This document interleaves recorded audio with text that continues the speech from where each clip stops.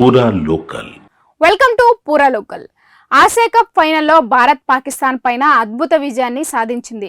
రాయద్ వేదికగా జరిగిన ఉత్కంఠభరిత పోరులో భారత్ 5 వికెట్ల తేడాతో గెలిచి తన ఖాతాలో 9వ టైటిల్ను నమోదు చేసుకుంది. తిలక్ వర్మ 68 పరుగులతో మెరిసి జట్టుకు కీలక విజయం అందించాడు. అయితే మ్యాచ్ అనంతరం పెద్ద వివాదం చెలరేగింది.